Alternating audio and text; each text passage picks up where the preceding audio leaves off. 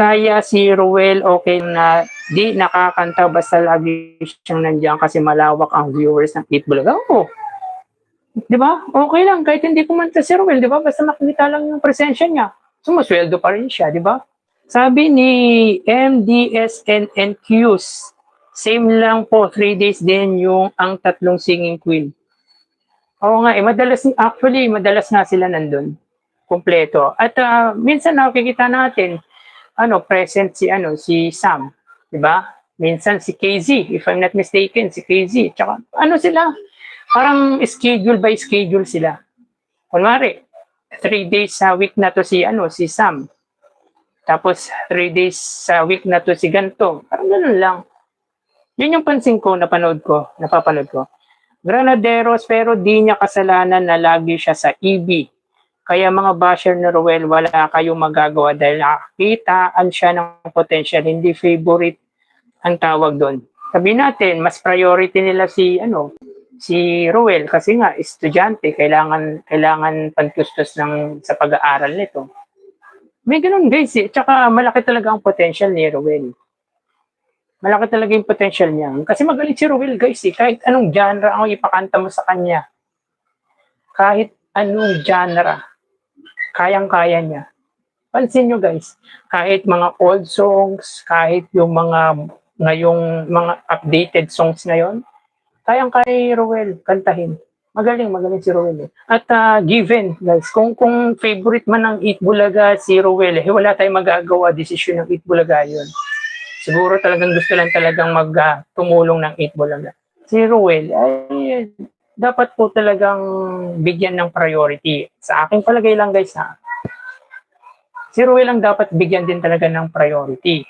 Unang-una nga po kasi, kailangan niyang suportahan yung sarili niya para makapag-aral, di ba? Pangalawa guys, alam naman natin na talagang malaki yung potential ni Ruel. Aminin man natin o hindi, is talagang merong, ano ba pwedeng i-term nito?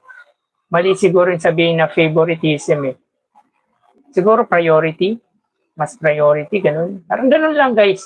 Yun sabi ni RNDSNNQ by schedule po. Opo, by schedule po sila. By schedule. MWF ang singing queen. Pero may time kasi na magkasabay yung singing queen at saka kunwari, present si Sam, tapos present si Lucky Robles. Nangyayari yun By the way guys yung prizes given ng Eat Bulaga ngayong araw is 115,000.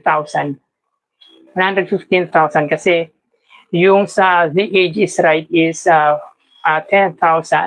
Sa Sugod Bahay ay 60,000 at 55,000 naman po sa Gimme 5.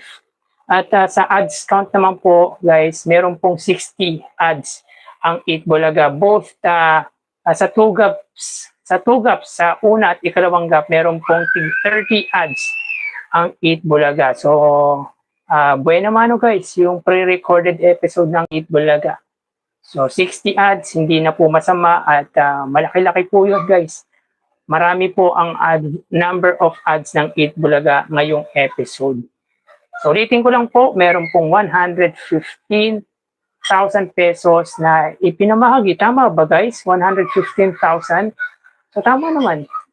Tama naman po. 115,000 ang Eat Bulaga ngayong araw at meron po silang 30 ads, 60 ads ngayong araw po. So, pre-recorded.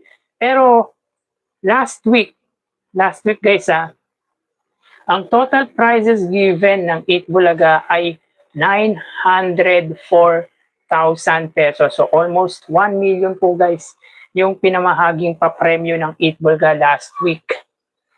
Tapos yung ads count, yung total ng ads count sa loob nga po ng isang linggo ng Eat Bulaga last week from July 6 hanggang July 11 ay meron po silang 301 total TV ads. Hindi pa po kasama dun guys yung Webes na na episode kasi wala po tayong na-save nun Hindi po natin napanood yung Eat Bulaga.